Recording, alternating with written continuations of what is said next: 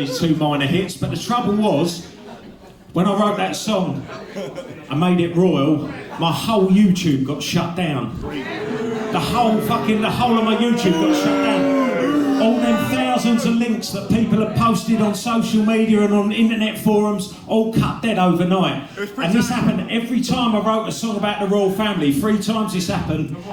My YouTube channel has completely been shut down. Now once, I thought, oh, that's annoying. Twice, I'm like, well, that's a coincidence. 3 times, dark forces. Dark forces. But you can't come on stage talking about dark forces, because tomorrow, when I'm found dead in the woods like Dr. David Kelly, you lot won't be able to get any closure. You'll be like, oh, well, he was on stage at the Red Line babbling about dark forces. But then again, the papers have said it was a stranglewag. That's plausible as well. So listen, just before I play this last song of the first half is the first of my hearse-chasing celebrity tributes that went up just before my YouTube channel got taken down. And for me, the saddest thing about the whole Michael Jackson hullabaloo was not the fact that his fantastic, groundbreaking back catalogue of pop hits was tarnished. It wasn't those young lives that were ruined. The saddest thing for me about the whole Michael Jackson hullabaloo was the year before he died, he bought the bones of the Elephant Man. Now, I don't know if you've ever seen the film The Elephant Man, with played by John Hurt. John Merrick lived his life with such dignity.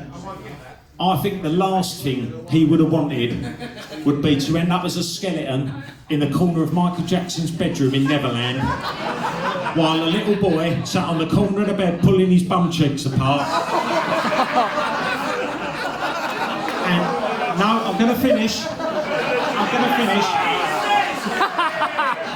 And the King of Pop cracked one off, wearing one diamondly studded glove.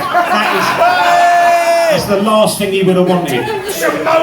And so, what I would like, because he's still getting played on the radio, Michael Jackson, so anytime you hear a Michael Jackson song on the radio, I want you to picture that image in memory of the Elephant Man. It was Billy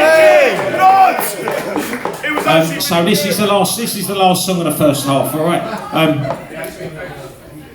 I was doing a gig at the Bird's Nest in Deptford when the news came through that Michael Jackson had died.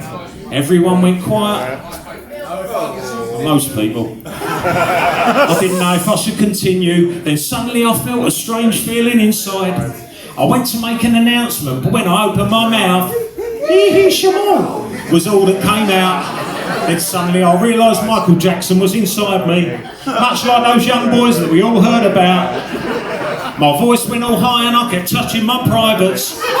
No one noticed anything had changed. And I suddenly got rhythm and I did a moonwalk. Then dangled little cunt off a balcony like I was deranged. Then a voice in my head said, "Cunt, when you get up tomorrow," it was Michael Jackson, "I want you to spend the day writing a song, tell the story of my life in just over 2 minutes. Like you did Barry George." I really like that one. But what do you want it to sound like, Michael? Shall I make it a slowie, like your ballad, Ben? I could write one in the style of Take That or Westlife. But Michael said, to be honest, I prefer Boys to Men.